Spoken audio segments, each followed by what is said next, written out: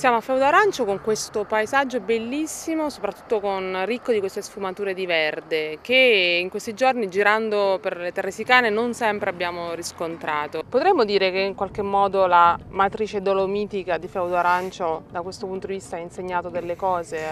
alla gente? Qualche cosa sì, diciamo però innanzitutto che è stata un'annata particolare in questo senso, c'è stata un'estate molto fresca, quindi anche la vegetazione insomma ne ha beneficiato, però noi anche in periodi diciamo in cui è il giallo a farla da padrone abbiamo dei vigneti rigogliosi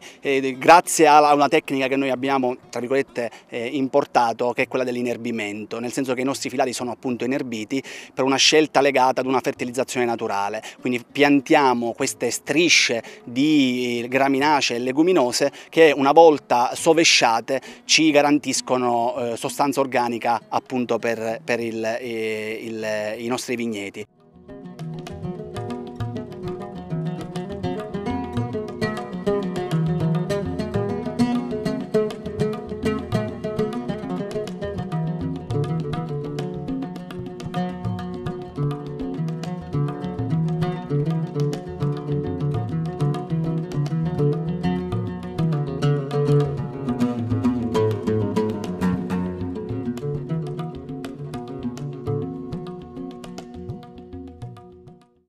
Allora, siamo in una cantina molto grande, quella di Feudo Arancio, che come tutte le grandi cantine che si rispettino è piena di barrique, però in realtà tu mi raccontavi che Feudo Arancio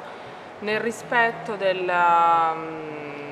caratteristiche organolettiche dei vitigni, soprattutto autoctoni siciliani, preferisce fare l'uso principalmente di un altro materiale. Assolutamente sì, e il materiale è l'acciaio, che ci permette di mantenere l'anima siciliana ai nostri vini, perché lo sapete meglio di me, l'acciaio non ha alcuna influenza aromatica sul suo contenuto, in questo caso il vino. Oltre a proteggerlo meravigliosamente bene dalla luce e dall'ossigeno, appunto, non dà niente di suo dal punto di vista del bouquet. E questo noi lo facciamo specialmente per i vitigni autoctoni che restano naturalmente i nostri cavalli di battaglia, quelli che più ci danno soddisfazioni, quelli che più sono apprezzati a livello internazionale, e quindi mi riferisco al Nero d'Avola, mi riferisco al Grillo, mi riferisco anche all'Insolia.